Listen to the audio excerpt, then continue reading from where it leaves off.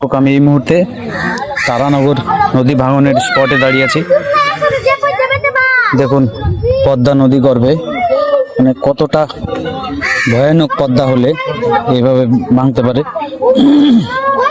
এই গ্রামগুলো হয়তো কিছুই থাকতো না, জল যদি বাড়তো একই রকম ভাবে যে যদি এভাবে ভাঙতো। তো এই যে বালির বস্তাগুলো দেওয়া হয়েছে, তো এটা কি মনে হয় যে বালির বস্তায় এই ভাঙনটাকে থামাতে পারবে?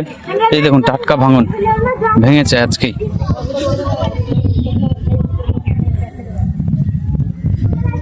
জল যদি বাড়ে তাহলে তো অনেকটা আবার ভাঙার ইয়ে থাকবে, কিন্তু এই যে সামান্য বস্তাগুলো দেওয়ার পরে এটাতে কি জল মানে ভাঙন কি রোধ হবে?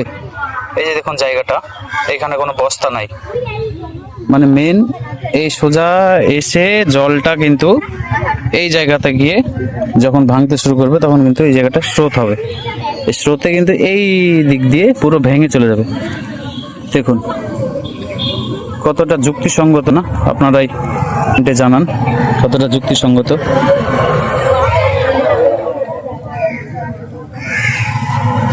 খুবই খারাপ লাগছে। ঘর বাড়ি যেগুলো হয় বানাই আমরা অনেক স্বপ্নের, অনেক কষ্ট করে পরিশ্রম করে কিন্তু বানাই। এই যে এই বাড়িগুলো কি মানে চিরস্থায়ীভাবে থাকবে? এদের কোনো নিশ্চয়তা নাই। এখন আছে, কালকে নাও থাকতে পারে। তবে নিজে চোখে না দেখলে বোঝা যাবে না কতটা মানে ভয়ানক, মানে দুঃখজনক। বাড়িঘরগুলো দেখা যাচ্ছে আমার পিছনে, এই জায়গাগুলো হয়তো এখন আছে, একটা সময় নাও থাকতে পারে, নিশ্চয়তা নাই। কোন এই যে একদম কাছেই ভাঙন, কাছেই আমি দাঁড়িয়ে আছি, এখান থেকে হয়তো 10 ফুট বা 15 ফুট দূরেই ভাঙন।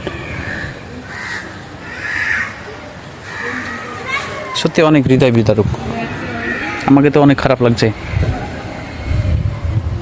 প্রচুর স্বপ্নের বাড়িঘর সেগুলো জলের তলায় চলে যাবে।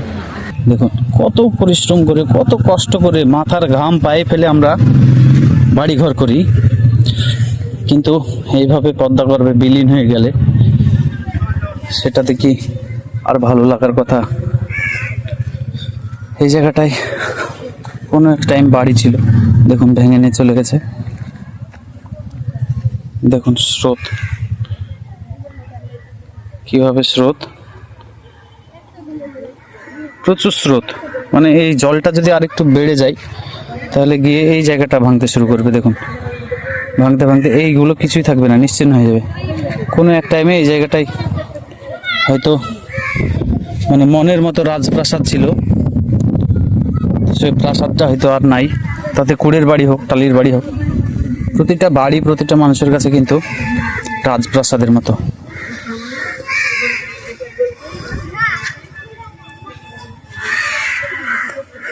আমি এই মুহূর্তে তারানগরে এসেছি দেখার জন্য, যেহেতু ফেসবুকে দেখতে পাচ্ছি, তো আমি নিজে চোখে গিয়ে দেখে আসবো বলে এসেছি।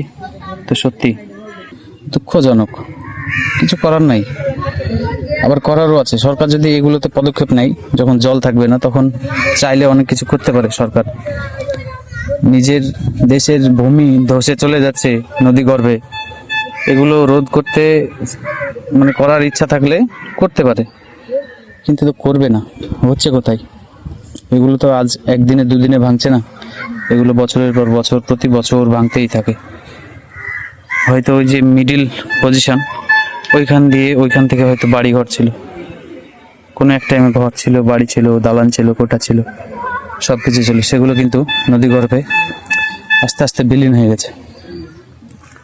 জানি না আপনাদেরকে কেমনভাবে দেখাতে পারলাম, তবে নিজে চোখে না দেখলে কেউ বিশ্বাস করবে না, অনেকটা হৃদয় বিদারক।